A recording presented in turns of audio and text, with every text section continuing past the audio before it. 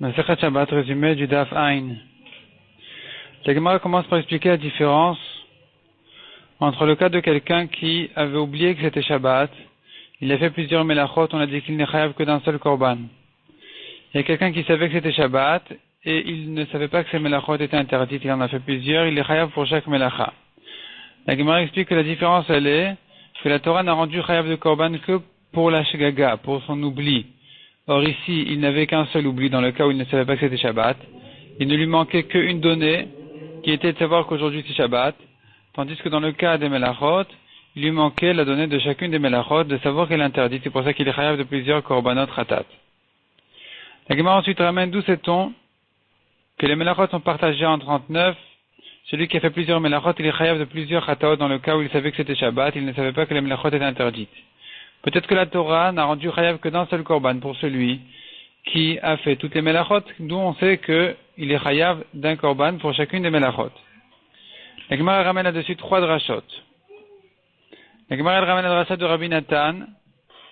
Rabbi Nathan qui dit que, on voit bien que la Torah, elle a dit, d'abord, il y a 39 melachot, on apprend du pasuk, Ele Advarim, Ele ça fait en gematria, ça fait 36, Dvarim c'est encore 2, et He de Advarim c'est encore une, ça fait 39.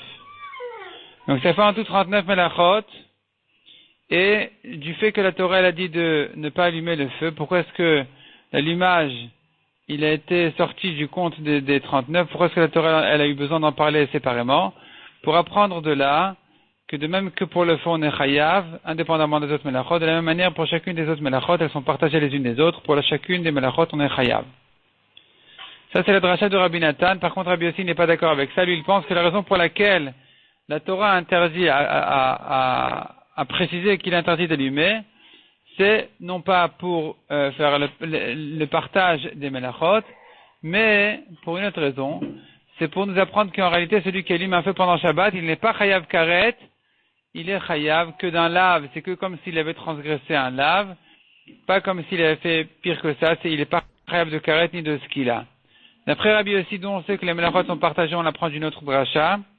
On apprend un pasuk qui dit Ve'asa me'achat me'ena, celui qui a fait me'achat, ça veut dire d'une interdiction, me'ena des interdictions de la Torah.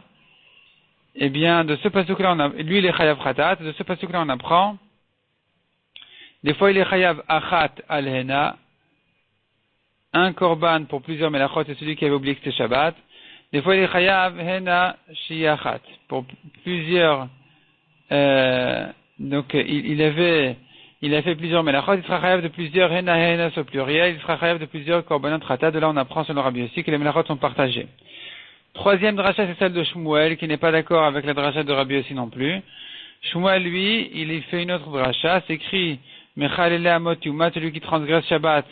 Mot yumat, mourir il va mourir. Pourquoi cette répétition? Pour nous apprendre que pour chacune des melachot il est chayav.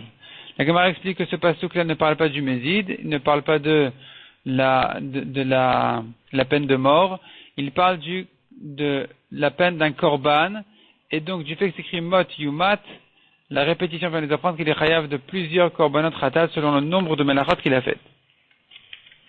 La Gemara ensuite demande quelqu'un qui ne savait pas ni que c'était Shabbat, ni que les melachot étaient interdites, combien il est chayav, et la Gemara conclut qu'il est chayav qu'une seule fois.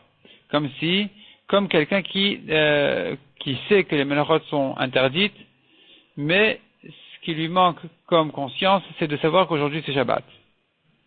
La Gemara elle objecte donc cet avis-là de dire qu'il est chayav qu'une seule fois. Si c'est comme ça, on ne comprend pas comment quelqu'un il est chayav de 39 korbanot ratat, il a fait toutes les melachot. Finalement, en quoi il sait que c'est Shabbat alors? S'il ne sait pas que c'est Shabbat, on vient de dire qu'il n'est chayav qu'une seule fois. Et donc il faut dire qu'il sait que c'est Shabbat. Mais en quoi il sait que c'est Shabbat puisqu'il ne connaît aucune des melachot de Shabbat? Répond la Gemara, il sait que pendant Shabbat, c'est interdit de sortir du troum, de la limite des 2000 amot en dehors de la ville. Et donc finalement, il se peut qu'il sache qu'aujourd'hui c'est Shabbat sans savoir que les melachot de Shabbat sont interdits.